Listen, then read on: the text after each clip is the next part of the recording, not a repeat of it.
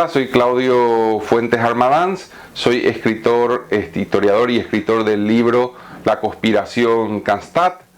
¿Quién fue Santiago Kronstadt? Santiago Kronstadt nació en Uruguay en la década de los 1830. Cuando estaba en Paraguay, en los años 1850, era un joven entusiasta, comerciante, veinteañero.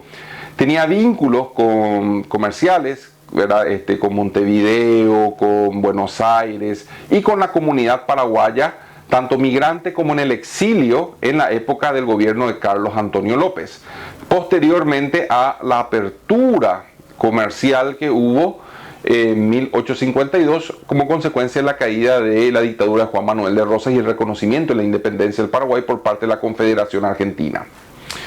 Esta serie de relaciones comerciales le permitieron a Santiago Kronstadt relacionarse con políticos paraguayos en el exilio y políticos paraguayos que pretendían un cambio de régimen en el Paraguay. Primero por medio de la propaganda, y la polémica en la prensa, y posteriormente por medio de una frustrada conspiración para asesinar a Carlos Antonio López. En ese papel, Santiago Kronstadt fue el principal protagonista, instigador, también el que llevaba las conexiones, por así decirlo, y la coordinación del plan entre Buenos Aires, o sea, el exilio paraguayo en Buenos Aires, y los patricios o la élite económica, la élite social en Asunción. Participaron de esta conspiración numerosas familias de élite, pero la principal familia involucrada era la familia de Kut. Los de Kut, quienes gozaron hasta el momento de la conspiración, los de Kut gozaron de una alianza muy ventajosa con los López, una alianza que les permitió ocupar los consulados en Buenos Aires y en Montevideo, una alianza que les permitió a los de Kut desarrollar una serie de redes comerciales y de redes políticas de aprovechamiento, en las cuales, al igual que los López, se aprovecharon de esas redes para enriquecerse. Recordemos que, si bien es cierto, bajo los López hubo un proyecto de modernización del Estado muy importante, un proyecto autónomo y con unas características especiales distintas a la modernización en el resto de América Latina, no superiores ni inferiores, solamente distintas. Los López se caracterizaron, el régimen de los López se caracterizó justamente por esa confusión entre lo que es el patrimonio del Estado y lo que es el patrimonio particular de la familia. Lo mismo pasó con los aliados de los López, en este caso los de Kut.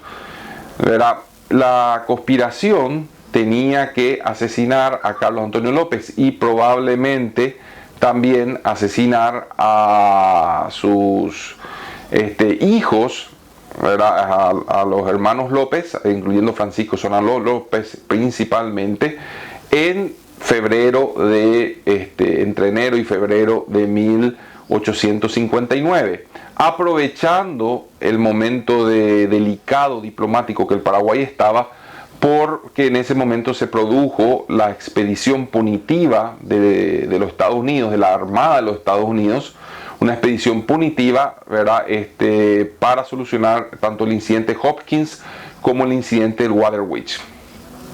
La conspiración fue descubierta.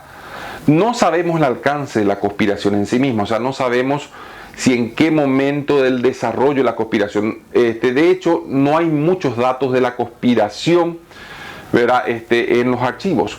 Sí sabemos que existió. Sabemos que había una conexión con Buenos Aires porque la prensa paraguaya en el exilio en Buenos Aires hace apología de la conspiración, hace apología de lo que llaman el tiranicidio, el magnicidio. Ahora, no sabemos los medios. Podría haber sido quizás veneno, por un lado, sí, una posibilidad, no se menciona tanto, pero es una posibilidad. Carlos Antonio López estaba muy enfermo y un veneno podía hacer pasar desapercibido, pero uno es cómo se entra en el círculo íntimo de Carlos Antonio López para envenenarlo, y dos, envenenarlo a Carlos Antonio López no tenía sentido porque estaban los hijos que sí o sí iban a heredar, sobre todo Francisco Solano López, que ya estaba todo el camino preparado para que hereden el poder. O sea, que había que matar sí o sí a los hijos. La otra posibilidad, que es más rotunda, es que quizás se haya intentado matarlo, ¿verdad? O se estaba planeado matarlo con un arma de repetición, específicamente un revólver, ¿verdad? Un arma de repetición en un acto público, sea una función en la iglesia, teatro o una función pública. Matarlo a él y matarlo a Francisco Solano López y a los otros hijos del Mariscal López. De Carlos Antonio López, a los otros hijos de Carlos Antonio López. Pero esta opción es mencionada específicamente, esta opción es mencionada por el Semanario Aviso y Conocimientos Útiles, y también es mencionada, ¿verdad? Por George Thompson. Sin embargo, no sabemos. Lo que sí sabemos es que como consecuencia de esto y por ser súbdito británico o reputado súbdito británico, Santiago Castat, hijo de un británico, aunque el Paraguay discutió mucho eso, si era uruguayo, si era súbdito belga, ¿verdad? Realmente, ¿cómo se llama? Gran Bretaña y la diplomacia británica comienzan a actuar. La primera, el cónsul Henderson se queja del apresamiento, ¿verdad?, que hay y las condiciones de apresamiento de Santiago Castat. Después, en final de noviembre de 1859, aprovechando la misión de paz en Buenos Aires de Francisco Solano López, en el cual se firmó el Pacto de San José de Flores, aprovechando esa misión, buques británicos persiguen al Tacuarí, el buque paraguayo Tacuarí, en un incidente gravísimo, ¿verdad? Intentando capturar a Francisco Solano López, o por lo menos amenazarlo para que se libere a Santiago Castat. Finalmente ocurre a principios de enero de 1860, ocurre la sentencia del caso de la conspiración, en la cual hay 5 condenados a muerte, ¿verdad? El resto son condenados a 4 años de prisión, de los cuales en realidad se liberan a todos los implicados, se libera, inclusive a Santiago Castat se lo libera, ¿verdad? Y Santiago Castat huye, ¿verdad? Se le permite la huida de Paraguay, con esto para intentar descomprimir las tensiones con Gran Bretaña, y sin embargo alguien tenía que pagar. La consecuencia de esta conspiración fue que el fusilamiento de Gregorio y Teodoro de Kut, hermanos de Juan Francisco de Kut, hermanos también, parientes todos de los excónsules, ¿verdad? A esta altura ya excónsules paraguayos, ¿verdad? En Montevideo y en Buenos Aires. Se reemplaza toda la estructura del Estado, donde los de Kut, ellos tenían, todas las funciones donde los de Kut estaban en el Estado, fueron relegados. O sea, los de Kut fueron expulsados de su participación en el Estado. Gran parte de la familia de Kut tuvo que partir al exilio, incluyendo Juan Francisco de Kut. Y bueno, esto básicamente termina por empujar a la comunidad en el Paraguay y en el exilio a una mayor cohesión, y a ser un antecedente de la formación de estos exiliados que posteriormente formarían la Legión Paraguaya, que serviría como ayuda a la Triple Alianza en la guerra. La otra consecuencia y la otra cuestión de esta conspiración fue el tema británico. Durante casi 3 años se discutió, o sea, Paraguay discutió en Londres, en París, en Buenos Aires, en todos los lugares, discutió la cuestión Castat, ¿verdad? Los derechos del Paraguay, ¿verdad? Etcétera, etcétera. Y mientras que los británicos sostenían que tenía que haber una indemnización a Santiago Castat, ¿verdad? Y que tenía que haber una resolución, ¿verdad?, con respecto a una resolución favorable, ¿verdad?, a Gran Bretaña. Finalmente Paraguay también sostenía que Gran Bretaña tenía que disculparse por la cuestión del Tacuarí.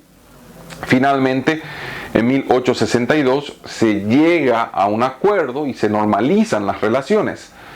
Este incidente de Santiago Castat dio pie a otra teoría de conspiración mucho más improbable, pero que tiene cierto sentido, que es la supuesta participación de Gran Bretaña en iniciar o ser un actor principal en lo que sería la guerra de Triple Alianza. Cosa que no hay mucha evidencia, pero sí podemos decir que Gran Bretaña no es un actor inocente de la política diplomática o de la política económica en el Río de la Plata. Es un actor interesado, pero es un actor que tiene múltiples intereses. O sea, había británicos que actuaron a favor del Paraguay, y esto lo vemos en el caso de Santiago Castat, británicos que en la prensa en Londres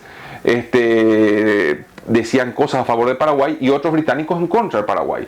O sea, y mismo, eso es tanto a nivel prensa como a nivel del propio gobierno británico. En el propio gobierno británico tampoco había un acuerdo de qué hacer con Paraguay.